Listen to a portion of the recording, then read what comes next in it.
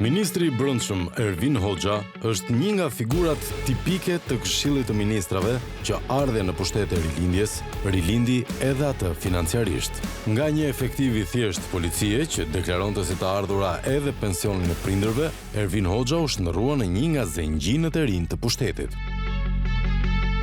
Ervin Hoxha ka një karrierë të gjatë në administratën publike në vend, por kurrë nuk ka pasur jetëgjatësi në postet që ka mbajtur. Për herë të parë, në vitin 2005, Ervin Hoxha deklaron të ardhurat nga puna e tij në administratën publike, ndërsa kishte nisur të punonte në shtet që prej viteve 2000. Në deklaratën fillestare të pasurisë të vitit 2005, Ervin Hoxha, që mbante detyrën e drejtorit të marrëdhënieve me jashtë në Ministrinë e Brendshme, deklaron një pasuri modeste. Një apartament të blerë nga prindrit në vitin 93, ku zotron 24 në Pronës, vlera e totale të cilit është 55 milion lek. Gjithashtu, Ervin Hoxha deklaron një automjet në vlerë 200.000 lek të rinj, ndërsa paga mujore është 36.000 lek në muaj. Ai deklaron edhe të ardhurat e prindërve, nënës që merr pak 30.000 lek si punonjëse në administratën tatimore dhe babai që merrte pension prej 10.000 lekësh në muaj.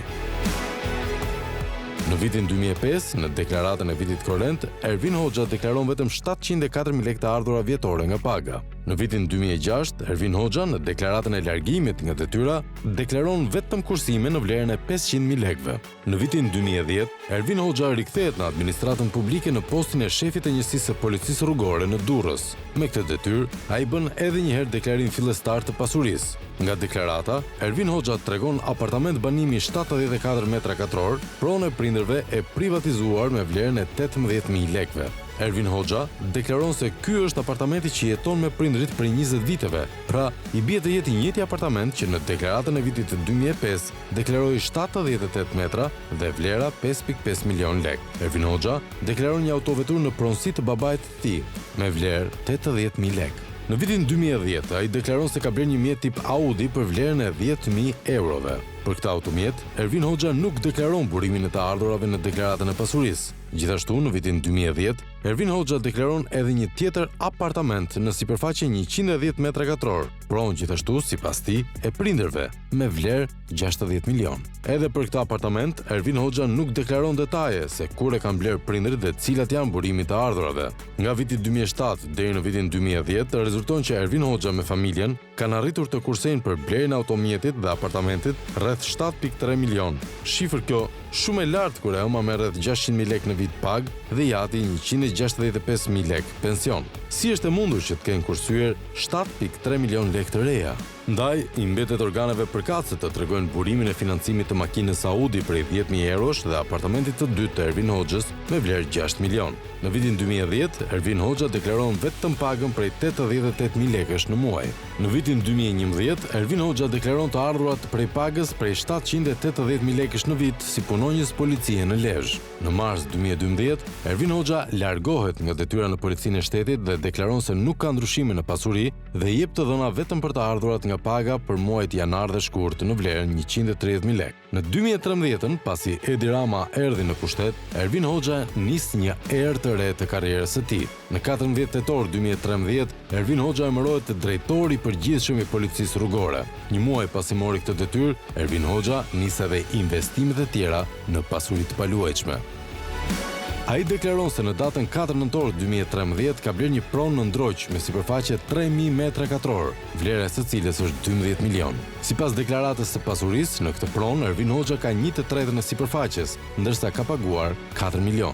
Gjithashtu, Hoxha deklaron se ka krijuar një depozit bankare me vlerë 40.000 euro, ndërsa burim të ardhurave deklaron shitjen e një apartamenti të prindërve në Sarand. Për këtë apartament, në deklaratat e mëparshme Ervin Hoxha nuk ka dhënë shpjegime. Në vitin 2013 deklaron edhe të ardhura nga paga prej 754.000 lekësh të rinj. Një vit pas i bleu 1.000 metra katror tokë bujësore në Ndroq, rilindja i jep edhe certifikatën e pronës Ervin Hoxhës. Ndërsa ky i fundit nuk humb kohë dhe deklaron se në vitin 2014 ka nisur ndërtimi një vile 160 metra katror. Në vitin 2014, Ervin Hoxha deklaron se kishte marrë një pagë prej 1 milion lekësh të rinj si shefi i qarkullimit rrugor. Ajo që bie në sy është fakti se Ervin Hoxha nisi të ndërtonte një objekt banimi pikërisht në një tokë bujësore.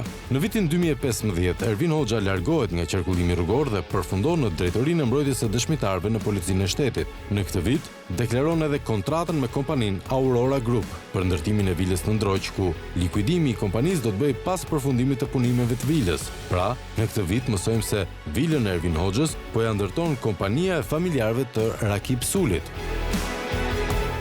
Në vitin 2016, Ervin Hoxha ndron përsëri punë, duke u emëruar drejtori i hetimit tatimor në drejtorinë e përgjithshme të tatimeve, ndërsa paga e tij vjetore shkon në 1.4 milion të reja.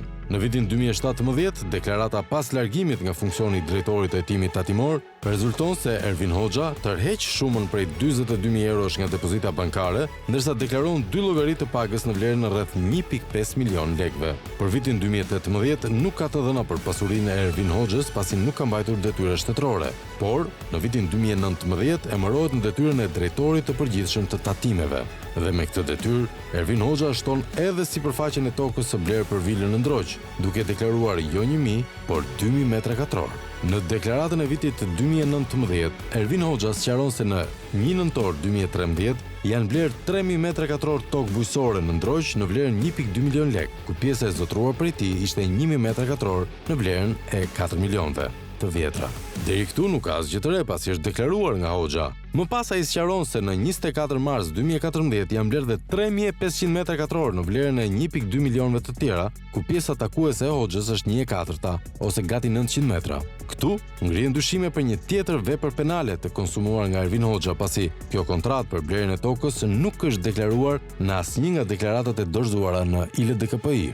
Veç kësaj, Ervin Hoxha në vitin 2019 futet në shtëpinë e re që nisi të ndërtohet në vitin 2014. Për vitin 2019 ai deklaron se ka shlyer edhe 51 milion lekë për kompaninë Aurora Group, e cila ndërtoi shtëpinë. Për pagesën e kësaj shume, Ervin Hoxha deklaron të ardhurat të realizuara ndër vite, nga viti 2002 deri në vitin 2016. Mirpo, ajo që bie në sy është fakti se në të gjitha deklaratat e pasurisë së ministrit aktual të Brendshëm nuk rezulton të ketë deklaruar kursime nga paga që të faktojnë se Ervin Hoxha ka pasur para për të paguar vilën në Ndroq. Dyshimet shtohen më shumë edhe për faktin se Ervin Hoxha nuk ka qenë i punësuar rregullisht në administratën publike, ndërsa kursimet e vetme që tregon se kishte, ato të shitjes së apartamentit të padeklaruar të prindërve në Sarandë, i tërhoqi nga banka në vitin 2017. Pra, thënë më thjesht, Ervin Hoxha pagoi 51 milion lekë për vilën në Ndroq, por nuk e justifikon burimin e tyre.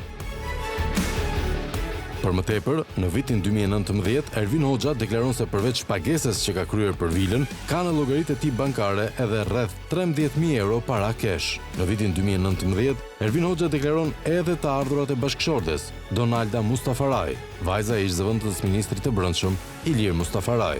Ajo deklaron se është pronare e gjysmës së një apartamenti për 162 metra shkatror, së bashku me të motrën e saj dhuruar nga prindrit dhe pronare e 2 automjeteve luksoze.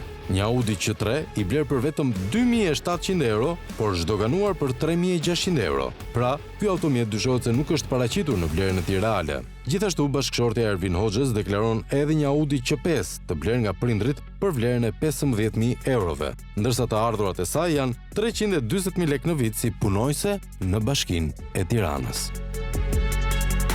Ervin Hoxha lë detyrën në tatime në vitin 2019, ndërsa emërohet këshilltar në Ministrinë e Brendshme në vitin 2020. Prej vitit 2021, deklaratat e tij të pasurisë nuk janë më publike. Pra, gjatë këtyre 5 viteve të fundit, vetëm ILDKPI mund të di se cilat janë pasuritë e Ervin Hoxhës, ndërsa këto pasuri u fshihen qytetarëve shqiptar.